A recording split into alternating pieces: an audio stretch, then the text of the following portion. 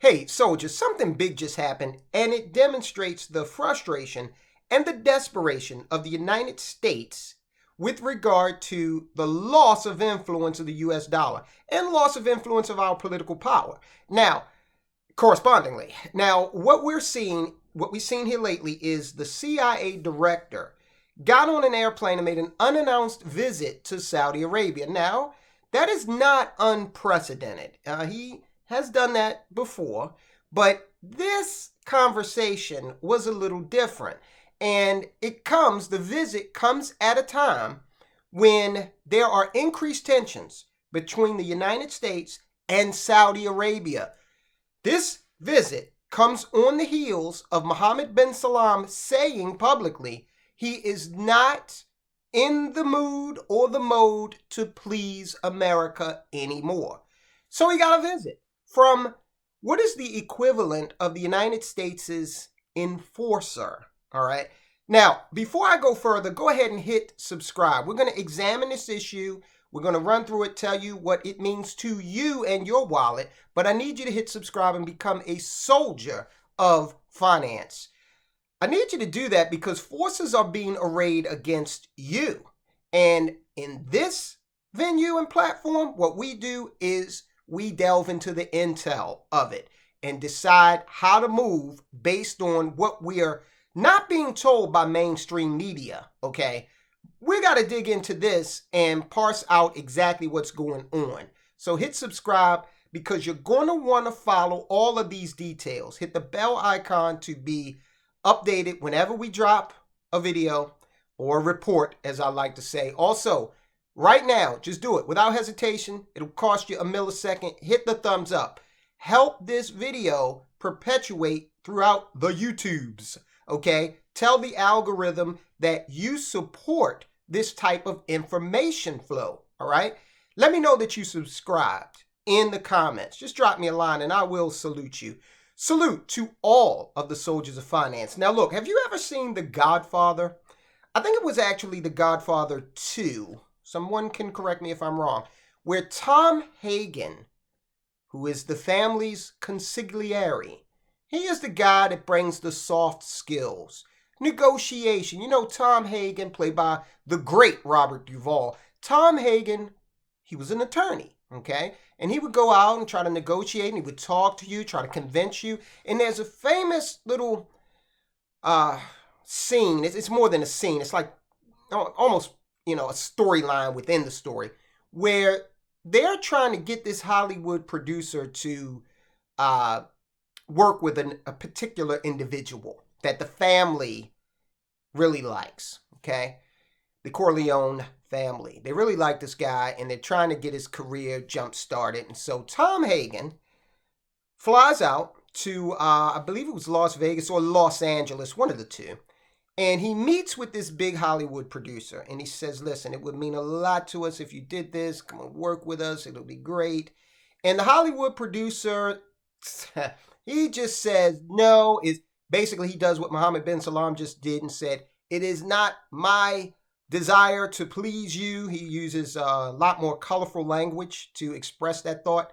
And then Tom Hagen thanks him for his time, and he leaves. The next day, the guy wakes up and he finds his prize thoroughbred horse's head in his bed. Okay? Just incredible. Now, Tom Hagen didn't do that.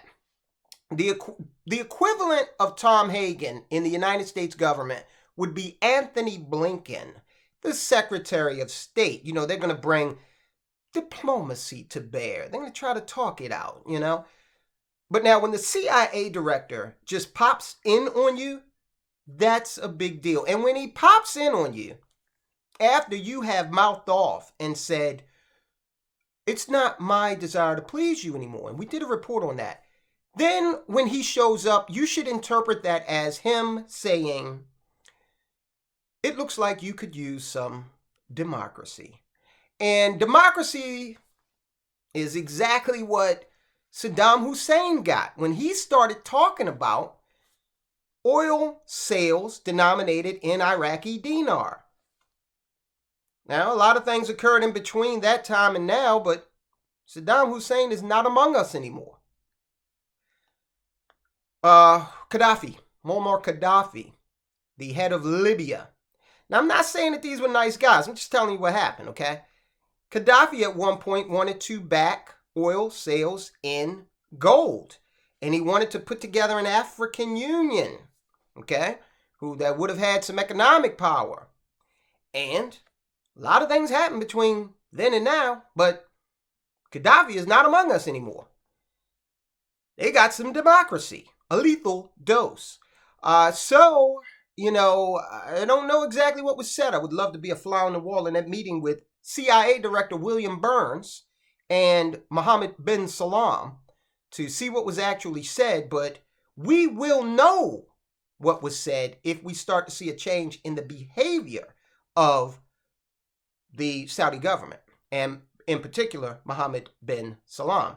CIA Director William Burns made an unannounced, I want to stress that word, unannounced visit to Saudi Arabia earlier this week to meet with intelligence counterparts. Director Burns traveled to Saudi Arabia, where he met with intelligence counterparts and country leaders. There's only one leader in the country of Saudi Arabia, and that's Mohammed bin Salman. He met with them on issues of shared interest. Okay? The director reinforced our commitment to intelligence operations, especially in areas such as counterterrorism, which means that you can read that like this. Nice country you have here. Be ashamed to lose it to terrorists. Okay? Good thing you got that agreement with us that you made in 1973 that said we'd protect you. We'll protect you if you continue to denominate oil sales in dollars, US dollars, okay? And who knows, we might even protect you from us, okay? So read between the lines, people. The CIA director is not the consigliere. The CIA director is not Tom Hagen. The CIA director is the guy to cut the horse's head off and put it in the bed, okay? That's who that is. The Wall Street Journal also reported that Burns expressed frustration. CIA Director Burns expressed frustration with Saudi officials over Riyadh's recent rapprochement with Iran, through a diplomatic deal brokered by China, as well as the kingdom's openings with Syria.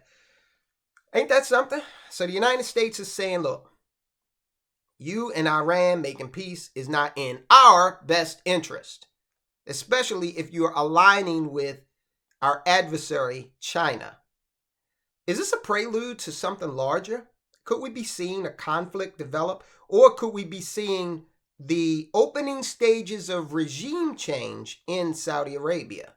Okay. CIA, that's what they do. I don't think anybody is under any illusions that, they are some international benevolent organization, right? The thing with Syria, we're over in Syria, and Russia is too, because they have a warm water submarine base over there, and that conflict has been going on. That proxy war has been going on forever, all right?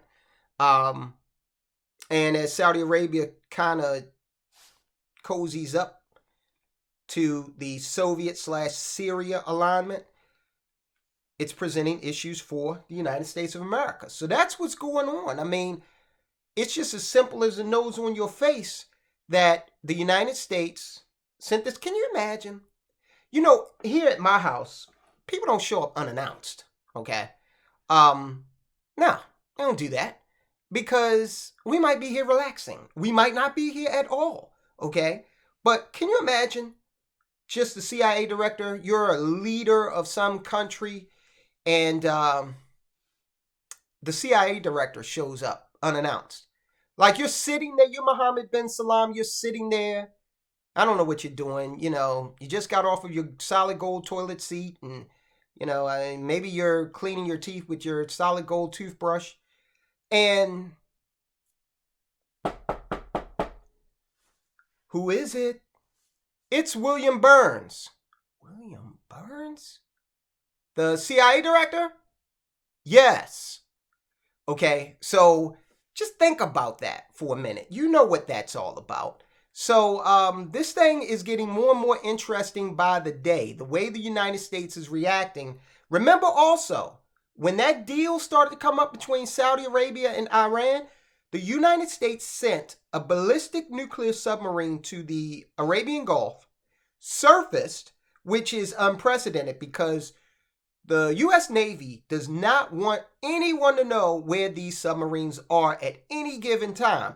That is operational security, and it is part of the charm of having a nuclear submarine force. They can stay submerged for extended periods of time. You don't know where they are. So that's like kind of a form of, iron-fisted diplomacy right there. All right. You don't know where these assets are. This boat surfaced in the Arabian Gulf around the time that Iran and Saudi Arabia were making overtures toward one another based on this Chinese deal. Okay, so this is interesting because it's like, okay, well, the United States is not going to start lobbing ballistic missiles at Iran and Saudi Arabia because they're cozying up. But this served as sort of a reminder to Saudi Arabia about the military might that is used to protect them, all right? And also a message to Iran that, hey, you can talk all you want, and you got your navy of Boston whalers, and that's cool, but at the end of the day, ours is the biggest and blackest, okay? So, take that any way you choose to, ladies and gentlemen. But that's what's happening out there now. I want you to, there is a video that's going to come up at around 3 o'clock Eastern today. Okay, this is the first video of the day. The next video is going to talk to you about how Jamie Dimon has got his eyes on your assets and is working with the federal government and non-governmental organizations to seize your assets. No joke, no hyperbole, no clickbait. In the meantime, you might want to check out this. President Xi over in China, his latest move to weaken the U.S. Okay, now it seems like Burns here, CIA Director Burns, is coming out and trying to salvage a lot of this and get the serious adults back in charge. Whether you agree with the stance or not, you must understand and recognize that on one hand, the Biden administration is filled with people like Karine Jean-Pierre, the individual that transitioned, that is head of some medical whatever, Joe Biden, okay? These unserious people. And then you have the William Burnses of the whole thing, okay? And although I'm not a fan, even the Secretary of Defense, Lloyd Austin, he's a serious person. Another guy I don't like is Admiral Kirby, the spokesperson that you see, the liar that just came out and said that he didn't see any chaos involved in any aspect of our exit from Afghanistan, okay? A bold-faced lie. He's a serious operative, all right? So you got that on the one hand. It looks like these folks on this hand, the serious folks, are starting to kind of assert themselves and say, hey, wait a minute. We're losing control of this thing, okay? And you guys are over here making all kinds of little holidays for, all types of subgroups. And meanwhile, we're losing the plot. So there you have it. Pay attention to that video about what Xi just did or didn't do and understand the situation better. Guys, I'll talk to you soon.